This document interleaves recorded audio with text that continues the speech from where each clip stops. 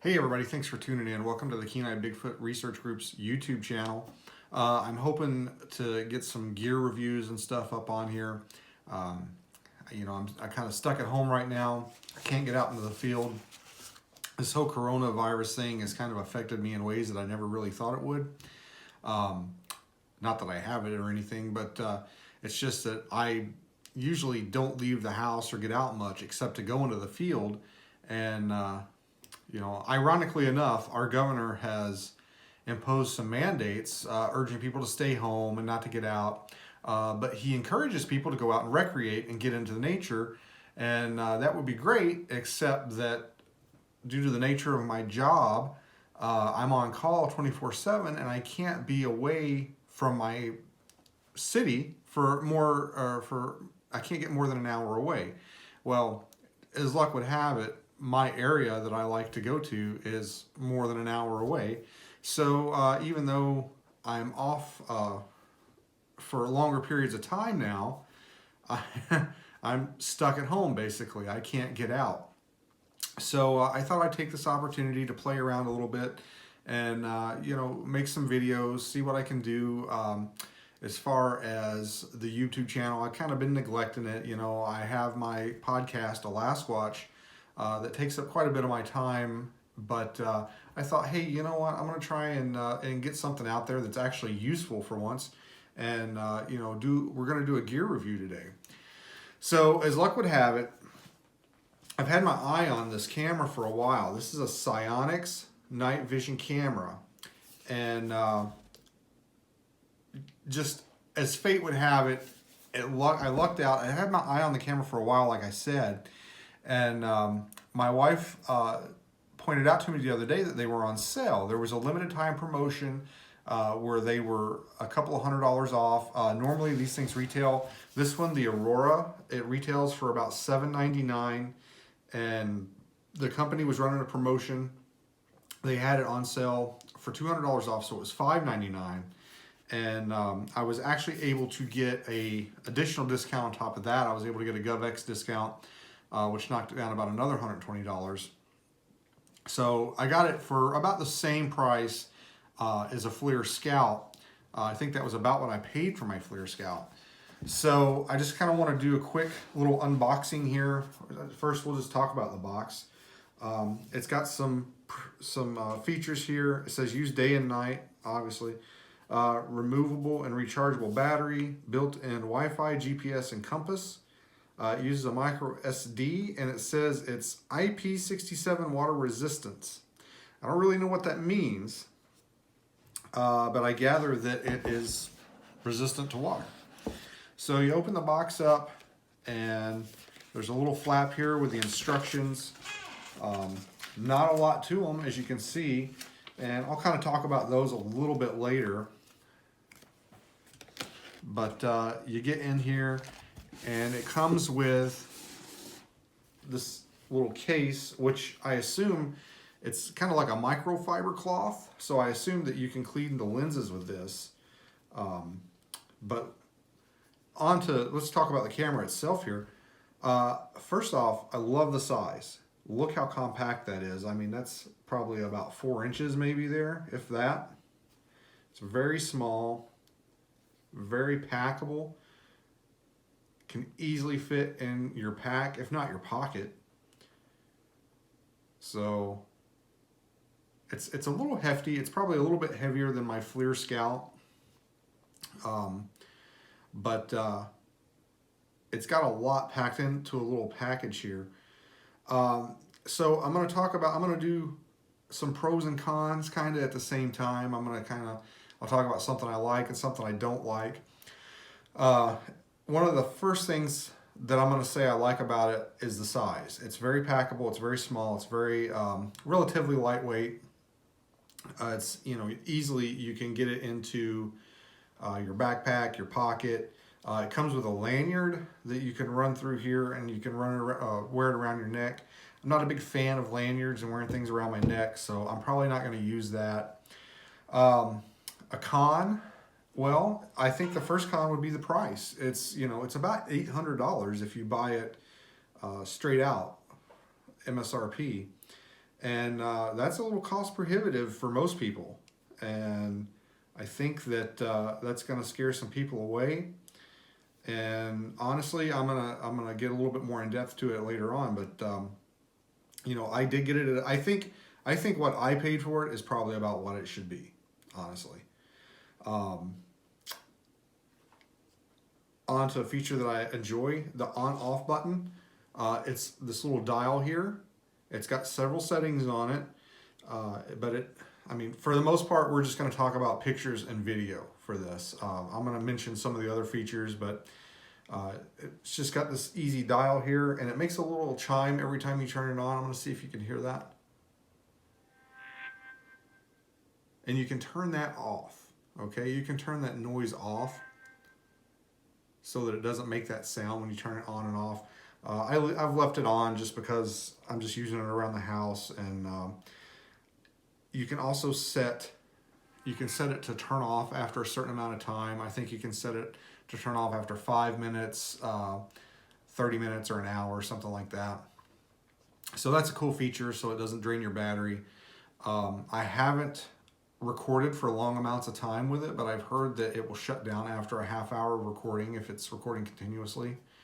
I don't know if that's true or not, but that's what some of the reviews I read online said. As far as another con, it doesn't come with a memory card.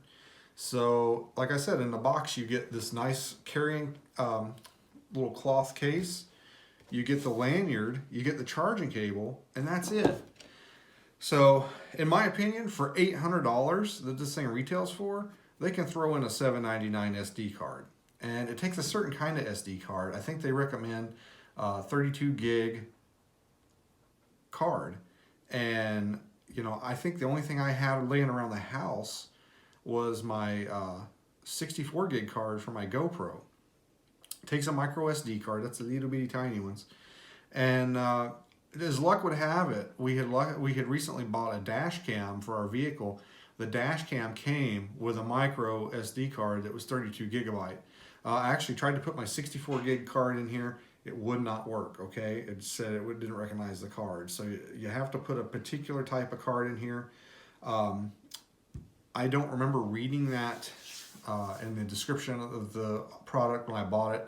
I was kind of surprised when I got it and it didn't come with a card, especially since it mentions on the side of the box here, you know, uses micro SD.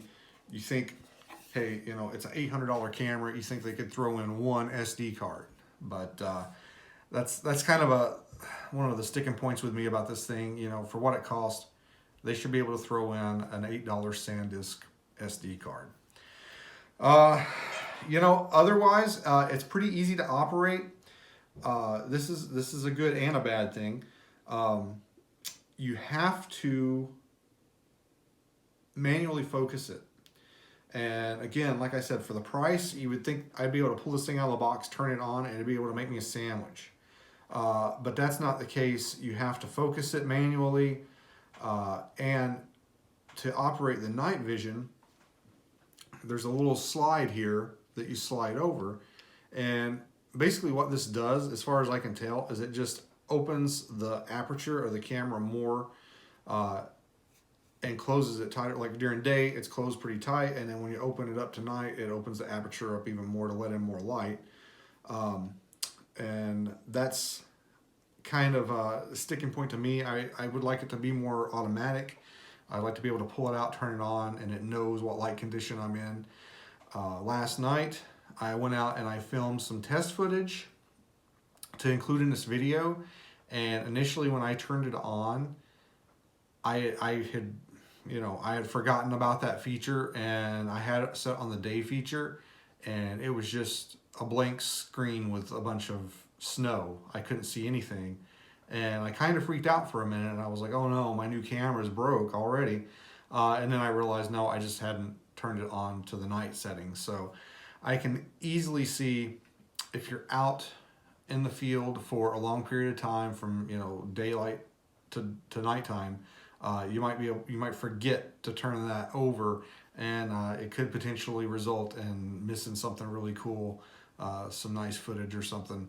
that you might not be able to get because you forgot to switch it over to the lighting condition. So that's kind of a con, but at the same time it's kind of a pro too, because you know, operator headspace. If you can remember to operate it correctly, hey, you know, there's no chance of it mistaking the lighting condition and recording in the wrong setting.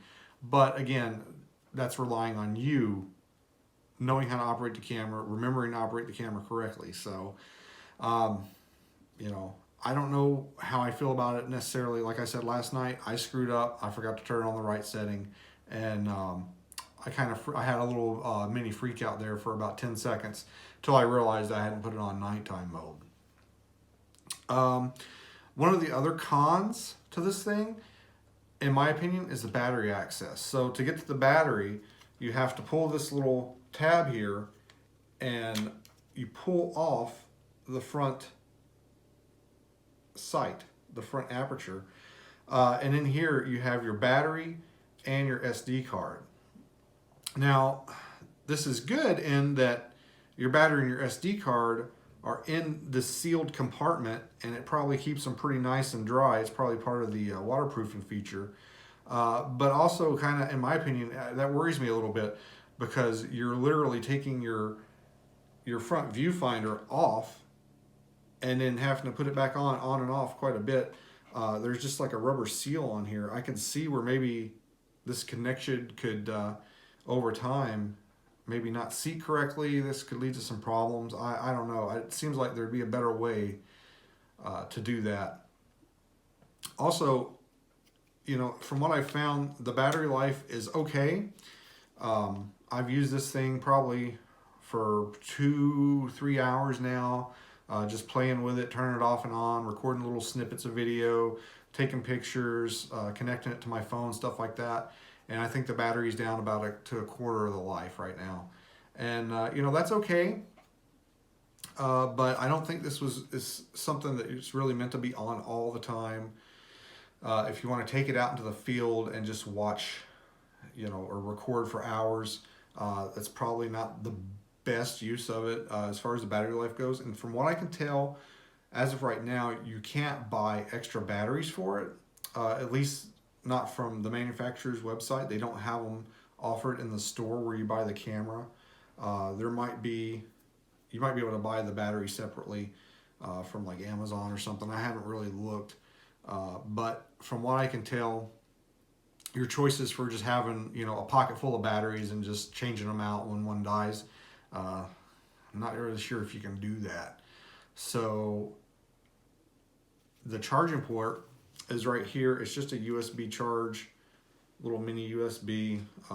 It's not that big of a deal one way or the other, although it didn't come, you have to charge it up to like a computer, or I ended up using my my iPhone's butt for the charger to plug it in. It took a few hours to get it fully charged. I think they recommend you charge it for an entire day before you use it. And that brings me to another point, is it says it's water resistant, but I don't know. I'm not going to go out and dunk this thing in water to test that for you guys. I'm sorry. It feels pretty watertight, but at the same time, I don't really know how far I want to push that. I'm not going to take this thing out and use it in a downpour. I would think maybe, you know, a light rain, you know, a little misting probably isn't going to hurt it. But at the same time, I would not recommend taking this out in a monsoon or even dropping it in a little puddle. It seems pretty sturdy, but for the amount of money this thing costs, I am not willing to play or take a chance with this thing getting wet and frying it, because I imagine, even though they do offer a warranty on it, I imagine it's quite the process to get it sent in and get it fixed. And as far as the resolution goes, I took it out last night, and I filmed just in my backyard here. My initial plan was to go for a walk and just take out take out the camera out and a flashlight and just turn the flashlight off and film while I walked around in my backyard for a little while and in the woods. The weather got pretty crappy last night, so I ended up just going on my back deck and filming from there. I made a comparison video with my iPhone. Now, when I'm out in the field, my main camera, video and still pictures, is my iPhone. I have an iPhone 10. It takes 4K video, and the picture quality is great. I've never really had any complaints or problems with it. The biggest problem I have on it is probably keeping the lens clean, because sometimes it can get a little wet. I keep it in a pretty heavy duty case. I keep it in a waterproof case, but even then, you know, I get water on the case, and that can distort the pictures sometimes. But when I'm out in the field, you know, if I'm away from cell towers, if I don't have any reception, I usually put it in airplane mode. The battery will last me several days in airplane mode, and you know, it's great. It's I don't have really any complaints about using my iPhone as my main camera, other than the fact that sometimes it can be hard to manage, you know, holding the camera and doing something at the same time, or, you know, just, and that's with any camera really. Even this thing, I found, because you have to, you know, at least with my iPhone, I can hold it up over here and I can see what it's seeing on the screen. With this, you have to hold it up to your eye to look through it. And that can get a little tedious. It can get a little tiring. Sometimes I found myself, it's got a hole here where you can screw in, you can put it on something, you know, you can put it on like a gimbal or something. And I kind of was wishing I had like maybe a little pole or something I could mount it on and just hold it up like this instead of having to hold it with my hand the entire time. But doing that, then you wouldn't have your hands on the controls and ready to snap pictures and videos. So I don't know. It was a little difficult getting used to after using my camera as my main phone, or my phone as my main camera for a while. So all that being said, you know, let's go ahead. We'll cut to the footage that I took last night. I'm going to play two videos. I'm going to play one with actual nighttime footage from the Sionyx Aurora. Sionyx, that sounds like it's like an evil corporation in a science fiction movie. It does, doesn't it? So I'm going to play you the video I took last night. It was about 11:30 p.m., something like that. It was completely dark outside. So I'll play you the video I took with my Sionyx Nightvision Camera after I turned it on the night vision and figured it out. And then I'll play you the video that I took with my iPhone 10 and just let you guys compare and contrast and let me know what you think. And then I'll come back and I'll talk a little bit more about some of the features and the setup of the camera, and we'll go from there. Okay, here's the footage with my Sionyx Aurora. It's a little windy tonight. You can almost make out the mountains over there.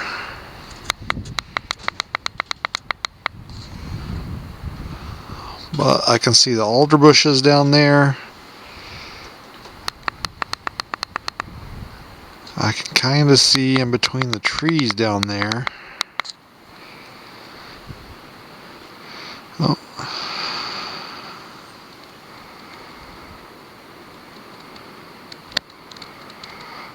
And you can definitely see how it amplifies the light coming out of the kitchen there.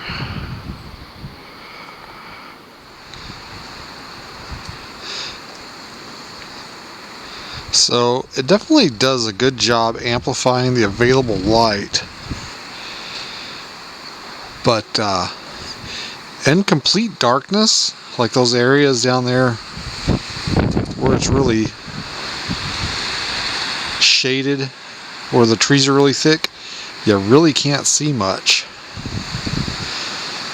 And also, it seems like the resolution decreases a little bit when I move it. So it seems like when you hold it steady in one spot that you kind of get a better idea what you're looking at. And this is the exact same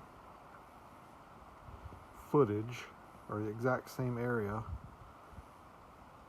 from my iPhone X. And I can't see anything on the screen there. I'm going to turn on a flashlight. And you can kind of see the snow there on the ground, but you can't see anything that you could with the Sionyx. So my flash is even on, trying to compensate for the low light. But yeah, nothing. Alright, so this is a comparison video. This is the same area I was filming last night, only this is the daytime. So you can see the mountains back there. You can see there's tracks down there or something, probably a moose that's came through. And you can kind of see in between the trees there a little bit better. So if there was an animal or something down there, I think you would be better able to see it today than you would have last night on last night's video. But anyway, this is the same spot that I filmed last night for comparison. All right, so what did you guys think about the comparison between the Sionyx and the iPhone? The Sionyx definitely, you could definitely see a lot more with the Sionyx than you could with the iPhone. I mean, the iPhone was basically useless, okay? And with the Sionyx, I mean, you could make out the trees, you can make out the ground, you know, you could see stuff. However, that being said, if you go to Sionyx, if you go to their webpage and you watch some of the comparison videos that they take with like a GoPro and their Sionyx, the resolution on those videos that they take with their Sionyx cameras is a lot better. I don't know, I mean, did you guys notice the lines on the video? The resolution wasn't the greatest. So it was definitely, I mean, it was good. But you've got to kind of weigh the pros and cons of, you know, night vision versus thermal vision. Obviously, you know, you get a lot more definition of objects and things you can see with the Sionyx camera as opposed to a thermal. You know, you might just see a heat signature, you might see a shape or a blob, but at least with the thermal camera, you know, you can pick out a living thing out of a tree line. Not necessarily so with the Sionyx. If it's dark in the tree line, if there's not a lot of ambient light for it to amplify, you might not be able to see it. So I think, you know, you've kind of got to weigh. I think you should have a good thermal camera as well as a good night vision camera. And I think probably eventually they might combine the two, but not yet. So I think when I go out in the field, I'm definitely going to take both. And that leads me to some more features. I said I want to talk about the app. Okay, so there's a Sionyx app that you can get for your phone, and you can download it from the App Store. And basically, it's a lot like the GoPro app, if you're familiar with that. You can connect your camera to your phone. You can download the media on your camera to your phone. So if you take a video and, you know, you don't want to watch it through the little viewfinder here, you can connect your phone to the camera and download it and watch it on your phone. So that's a cool feature. I like that. I like being out in the field and being able to get my footage onto my phone as quick as possible. Because if you get something really cool, or if you get some good footage, I want to be able to watch it on a bigger screen on my phone as soon as I can. I want to be able to share it. I want to be able to send it to people if I can. And I think that's a pretty cool feature. There's also a neat feature you can do. It's called a live feature, where you can mirror what your camera sees on your phone. I think that would probably be pretty cool if you had maybe like a decoy camp, or you were sitting in an RV. You could set your Sionyx camera outside, turn it on, go in the RV, connect. I'm not sure quite what the range is. I think probably I think you could probably do it with 12 or 15 feet, something like that. But you could set your camera, your Sionyx camera, up outside and basically set in your tent or your camper and see what your Sionyx camera is seeing on your phone. So I think that's a pretty cool feature. I think they're probably going to expand on that probably in the future. You're going to be able to do some even cooler things. One of the other things, one of the kind of the con things I wanted to talk about was the instructions.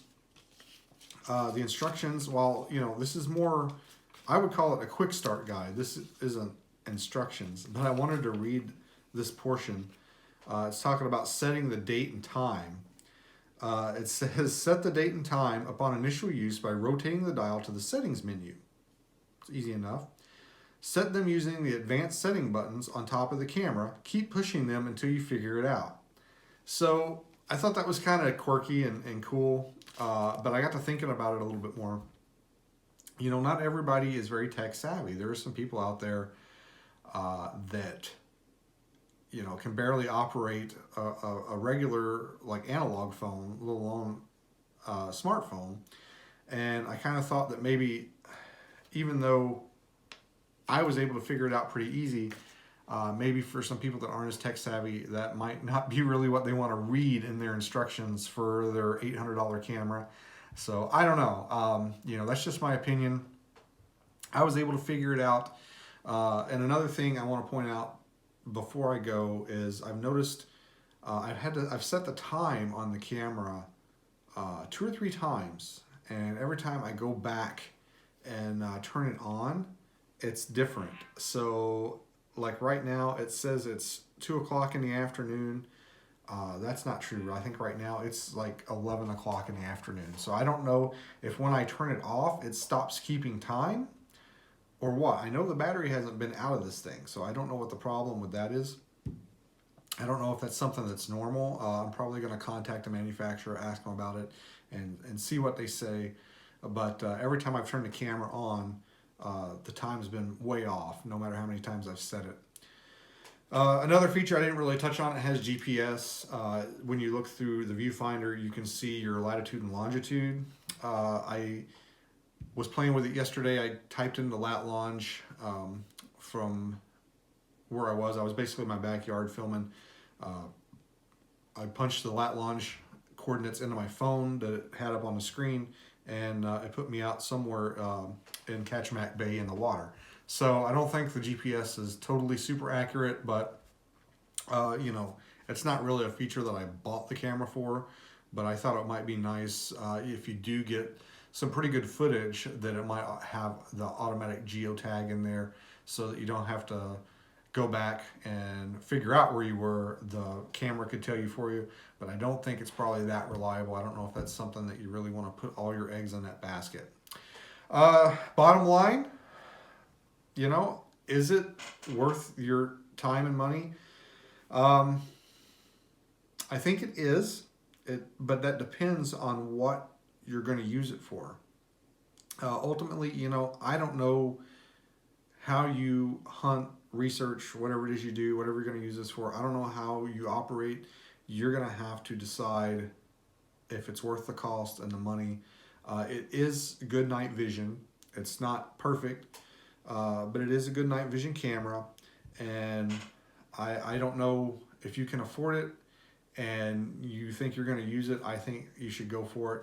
Personally, I think what I paid for it with the promotion and the discount, I think it's worth that. I don't know if I would say that it's worth the $800 that they're asking for at retail. And again, this is the Aurora model. I think there is a model, the sport model maybe, that's a little cheaper, and then there's one that's more expensive. I think this is the middle model. This is the mid-grade. So anyway, you know, let me know, guys, if you want to see more gear reviews. I'd be happy to do them. I enjoy talking about gear. I enjoy using it.